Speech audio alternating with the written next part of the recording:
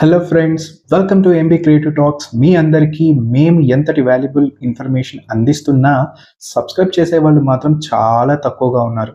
ఇది చూస్తున్న ప్రతి ఒక్కరూ లైక్, షేర్, సబ్స్క్రైబ్ చేయండి. మరి ఈ వీడియో పూర్తిగా చూడండి, వాల్యుబుల్ ఇన్ఫర్మేషన్ మిస్ చేయకుండా. థైరాయిడ్ అనేది ఒక దీర్ఘకాలిక సమస్య. మన భారతదేశంలో ప్రతి 10 మందిలో ఒకరికి ఈ సమస్య ఉన్నట్టే. ఆశ్చర్యం ఏమిటంటే ఈ సమస్య ఆడవారిలో ఎక్కువగా ఉంటుంది. దాదాపు మగవారితో పోలిస్తే రెట్టింపుగా కనిపిస్తుంది. గొంతు ముందు భాగంలో ఉండే థైరాయిడ్ గ్రంథి నుంచి విడుదలయ్యే హార్మోన్లు మన శరీరంలో అన్ని అవయవాల మీద ప్రభావం చూపిస్తాయి. ఇవి తక్కువగా ఉత్పత్తి అయితే దాన్ని హైపోథైరాయిడ్ అంటారు. ఎక్కువగా ఉత్పత్తి అయితే హైపర్ థైరాయిడ్ అంటారు. నిజానికి హైపోథైరాయిడ్ కేసులు హైపర్ థైరాయిడ్ కన్నా 5 రెట్లు ఎక్కువగా ఉన్నాయి. ఇక పిల్లల మీద థైరాయిడ్ ప్రాబ్లమ్స్ ఎంత నెగిటివ్ ఎఫెక్ట్ చూపుతుందో తెలుసా?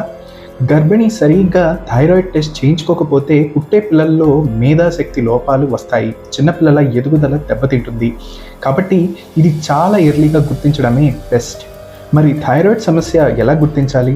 ముందు హైపోథైరాయిడ్ లక్షణాలు చూద్దాం. నీరసం, బరువు పెరగటం, చలిని తట్టుకోలేకపోవడం లాంటివి ఉంటాయి.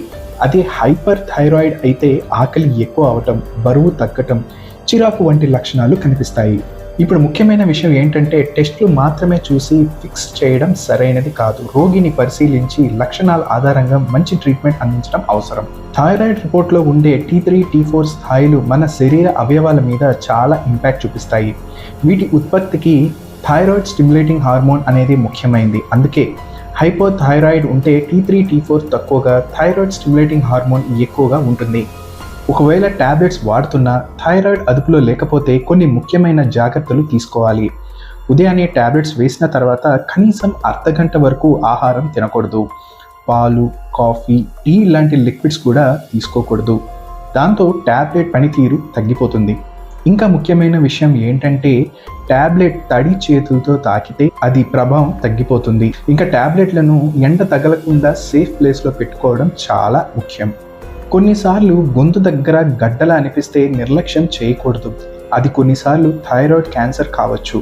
ఎలాంటి డౌట్ ఉన్నా వెంటనే గొంతు స్కాన్ చేయించాలి. అవసరమైతే FNAC కూడా చేయించాలి.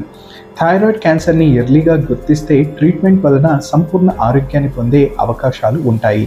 ఇలాంటి దీర్ఘకాలిక సమస్యలు మన జీవితంలోకి నిత్యం మనం ఫేస్ చేయాల్సి ఉంటుంది. కాబట్టి సరిగ్గా టెస్టులు చేయించుకొని రైట్ ట్రీట్మెంట్తో దీన్ని కంట్రోల్ చేయవచ్చు. ఇప్పటి వరకు ఈ వీడియో చూసిన వాళ్ళందరూ మన ఛానల్ని లైక్ చేయండి, షేర్ చేయండి మరియు సబ్స్క్రైబ్ చేయడం మర్చిపోకండి. ఇలాంటి వాల్యుబుల్ ఇన్ఫర్మేషన్ కోసం stay tune for more updates on MB creative talks.